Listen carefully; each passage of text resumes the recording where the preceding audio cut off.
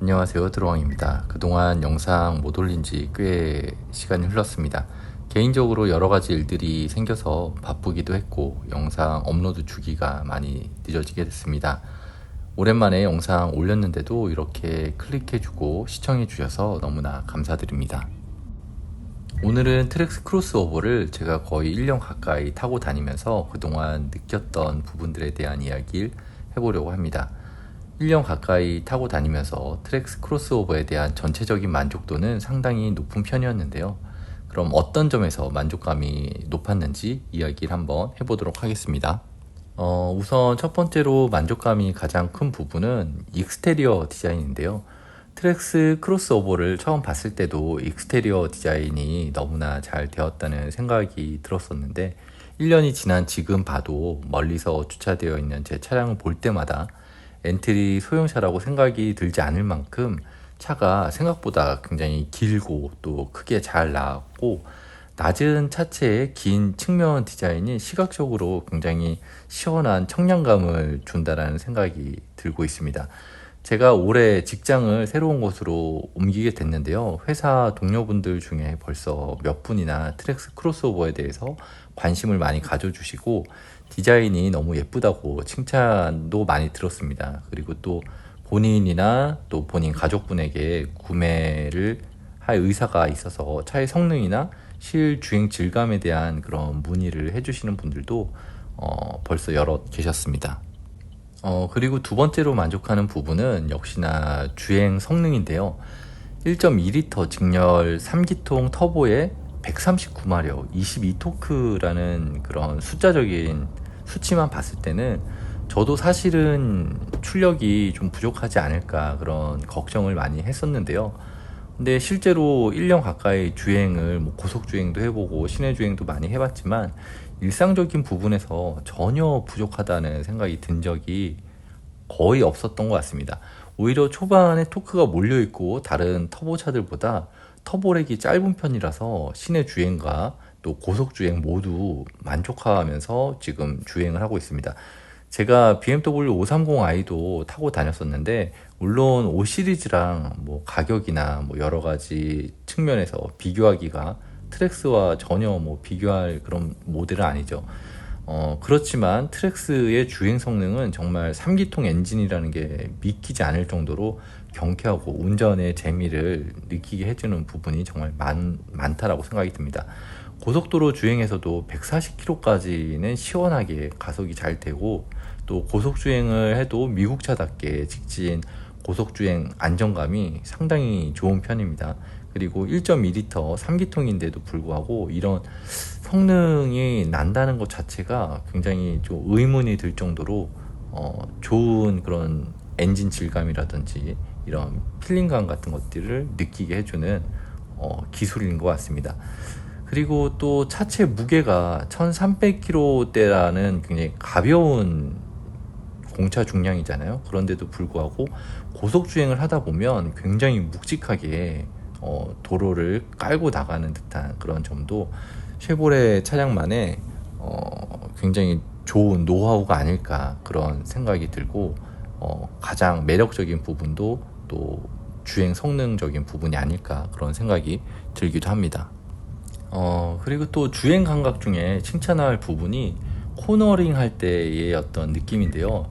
대부분의 SUV들은 차고가 높기 때문에 그리고 또 국산차의 어떤 부드러운 하체 세팅 같은 차들을 타보면 느껴지는 좌우롤이 많거나 코너링을 할 때 몸이 한쪽으로 쏠리는 그런 느낌들이 굉장히 좀 불쾌한 부분이 있는데 그런 거에 반해서 트랙스 크로스오버는 60km에서 70km, 80km까지 코너링을 잡아 돌려도 좌우롤도 잘 잡아주고 또 타이어가 버텨주는 능력도 참 좋은 것 같습니다. 이런 부분에서 운전의 재미와 안정감을 동시에 느끼게 되는 상당히 잘 만들어진 차구나라는 그런 생각이 들게끔 하는 부분입니다.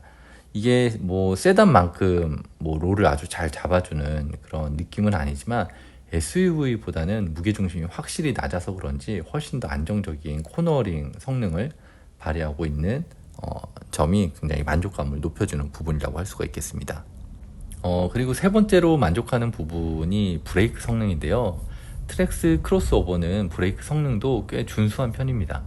브레이크 담력이 밟는 힘만큼 즉각적이고 초반부터 담력이 세게 걸리는 편이어서 국산차들의 어떤 초반에 밀리다가 마지막에 꽉 잡히는 그런 차들의 브레이크 담력과는 조금 다른 느낌을 주는데요. 저는 쉐보레나 BMW 같이 담력이 초반부터 밟는 만큼 즉각적이고 브레이크 담력이 들어가는 걸 더 선호하는 편이기 때문에 브레이크 성능 역시 제가 트랙스 크로스오버를 타면서 만족감을 꽤나 느꼈던 부분이라고 할 수가 있겠습니다.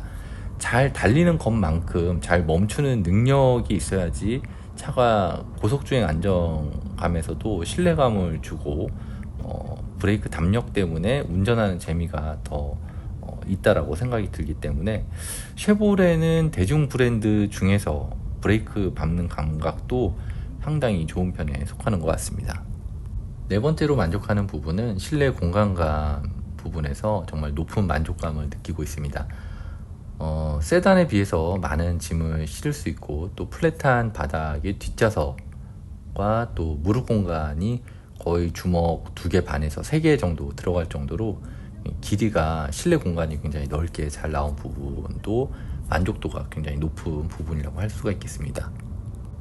오늘은 트랙스 크로스오버를 1년 가까이 실제 타고 다니면서 그동안 제가 매일같이 왕복 40km 정도의 출퇴근 용도로 사용을 하고 또 가끔씩 400km 이상 되는 장거리 여행 등을 하면서 느꼈었던 실차주의 시승기에 대한 이야기를 솔직하게 한번 이야기를 해봤는데요.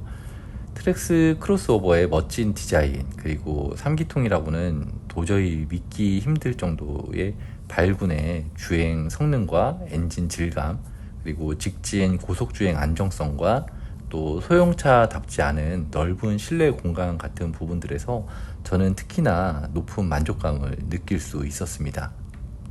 그리고 또 하나 실내에서 이제 운전하면서 가장 높은 만족감을 주는 부분은 아무래도 제가 가장 많이 사용하고 자주 사용하는 내비게이션에 대한 이야기인데요. 내비게이션이 이 차량에는 기본으로 장착이 되어 있지 않지만 우선 카플레이나 우선 안드로이드 오토 같은 자동으로 핸드폰 내비와 연동이 되는 부분이 가장 큰 만족감으로 다가오는 부분이기도 했습니다. 그리고 제가 트랙스 크로스오버에 대해서 좋은 점들, 장점들에 대한 이야기를 많이 했더니 어떤 분들은 제가 쉐보레 직원이라고 생각을 하시고 댓글을 다시는 분들도 여러 계셨습니다. 저는 사실 쉐보레랑 전혀 아무런 관련이 없고요. 제 돈, 내돈 내산 리뷰입니다. 그래서 다음 영상에서는 이러한 오해가 없도록 제가 1년 동안 트랙스 크로스오버를 타고 다니면서 느꼈었던 그리고 쉐보레라는 자동차 회사에 대해서 느꼈었던 불편했거나 아쉬웠던 부분들, 서비스 이런 부분들에 대한 이야기를 한번 영상으로 찍어보도록 하겠습니다.